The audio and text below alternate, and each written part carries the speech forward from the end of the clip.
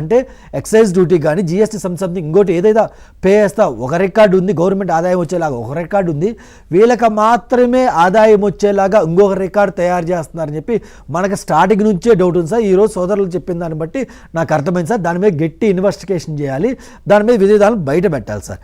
ఇంకపోతే ఈరోజు ఎవరైతే జగన్మోహన్ రెడ్డి గారు నమ్ముకొని వెళ్ళినా వైసీపీకి వెళ్ళినా కాంగ్రెస్ పార్టీ నాయకులు ఈరోజు ఆలోచిస్తున్నారు. ఏమని ఆలోచిస్తున్నారంటే కాంగ్రెస్ పార్టీలో ఉంటే మనకు స్వాతంత్రంగా ఉంటుంది, భావప్రకటన స్వేచ్ఛ ఉంటుంది, ఏమైనా మనం వాలంటరీగా మాట్లాడవచ్చు.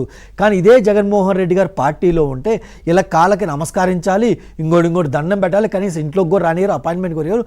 ఈ యొక్క చాకరీ గొడ్డి చాకరీ మనకు అవసరమా? మన పార్టీకి మనం ఎందుకు వెళ్ళకూడదు? నిజంగా ఈయన రాజశేఖర రెడ్డి వారసుడు కాదు కదా. రాజశేఖర రెడ్డి గారిని అవసరం ఉన్నప్పుడు మాత్రమే వాడుకుంటారు, అవసరం తీరిపోయిన తర్వాత తీసి పక్కనేస్తాడు. రాజశేఖర రెడ్డి అంటున్నారు, రాజశేఖర రెడ్డి గారిని సార్, రాజశేఖర రెడ్డి గారిని జగన్మోహన్ రెడ్డి గారు అవసరం ఉన్నప్పుడు పెట్టుకుంటారు, అవసరం తీరిపోయిన తర్వాత ఆయన ఫోటో కానీ ఆయన యొక్క పేర్లు కానీ ఎవ్రీథింగ్ కానీ పక్కన పడేస్తాడు. అలాంటి ఈ మనస్తత్వం ఉన్న అతను జగన్మోహన్ రెడ్డి గారు కదా. ఇతను ట్రావెల్ చేయాల్సిన అవసరం మనకేంటి ఈరోజు ఆలోచిస్తున్నారు ప్రజలు. ఇంకపోతే సార్ ఎంతో కొంత నిన్న ఒక సోదరు కూడా అడగడం జరిగింది సార్, ఎంతో కొంత జగన్మోహన్ రెడ్డి గారి కంటే వాళ్ళ నాయకులు కొంచెం బెటర్ అనే చెప్పవచ్చు సార్.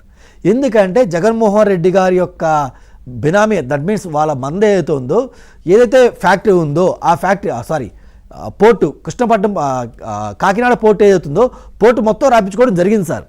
ఆ విషయంతో కాస్త కోస్తో విడతల రజనీ చాలా మంచిదని చెప్పి ఊహాగానాలు వస్తున్నాయి సార్. ఎందుకంటే విడతల రజనీ గారు ఏదైతే మిల్లు కస్టమ్ మిషన్ మిల్లు ఉందో దాని మీద 50 కోట్ల గవర్నమెంట్ తరపున పెనాల్టీ, అప్పుడే గవర్నమెంట్ తరపున పెనాల్టీ వేస్తే ఆమె పెద్ద మనుషుతో పాపం 50 కోట్లు పే చేయలేరు కదా, ఒక 5 కోట్లు నాకు ఇవ్వండి 50 కోట్లు తీసేస్తా అని చెప్పి దాదాపు 90% డిస్కౌంట్ ఇచ్చిన పెద్ద మనిషి ఎవరైతే ఉందంటే విడతల రజనీ సార్. ఎందుకంటే విడతల రజనీ డైరెక్ట్గా అడగొచ్చు కదా, మా జగన్ అన్న కాకినాడ పోటీ రాపించుకున్నాడు, నేను ఈ స్టోర్ కస్టమ్ మిషన్ నేను నా పేరు మీద రాపించుకోవచ్చు కానీ అడగొచ్చు సార్. కానీ విడతల రజనీ గారు పెద్ద మనిషితో అడగకుండా జస్ట్ 5 కోట్లు మాత్రమే అడిగింది సార్.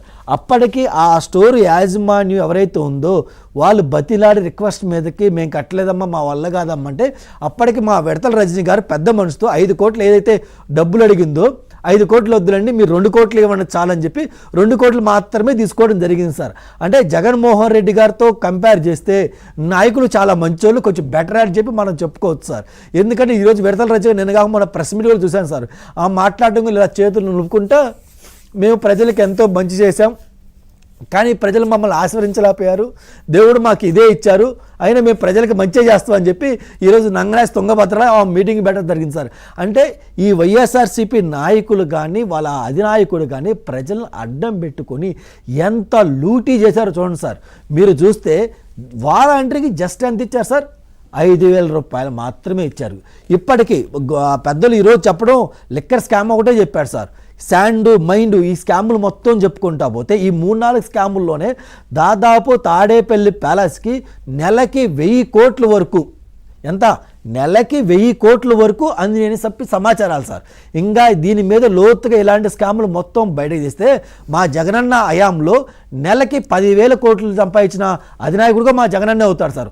అంతే అంత డబ్బులు వెనకేసినా కానీ ఈరోజు ప్రజల్లో కొంచెం చర్చ మిస్ అవుతుంది సార్. మీరు ఇంకా చెప్పాలంటే మనం దీనికి ఒక అవేర్నెస్ ప్రోగ్రాం పెట్టాలి. ఇప్పుడు కూటమి ప్రభుత్వం కానీ గ్రామాల్లో కానీ మండలాల్లో కానీ నియోజకవర్గాల్లో కానీ ఈ యొక్క లిక్కర్ స్కామ్ మీద అవేర్నెస్ ప్రోగ్రాం క్రియేట్ చేయాలి సార్. జనాలు ఏమనుకుంటున్నారంటే ఏదో కూటమి ప్రభుత్వం బలవంతంగా జగన్మోహన్ రెడ్డి గారి మీద ఈ కేసు బనాయించింది, ఎందుకంటే ప్రభుత్వం నడిపినప్పుడు ఆ స్కామ్ జరగడానికి సార్ జనాల్లో కొంతమంది చర్చ ఉంది సార్. ఎస్పెషల్లీ చెప్పాలంటే వైసీపీ హార్డ్ కోర్ అభిమానులు ఎవరైతే ఉన్నారో వైసీపీ వాళ్ళు ఎట్లాగో అనుకుంటారు సార్, మారాల్సింది వాళ్ళే సార్.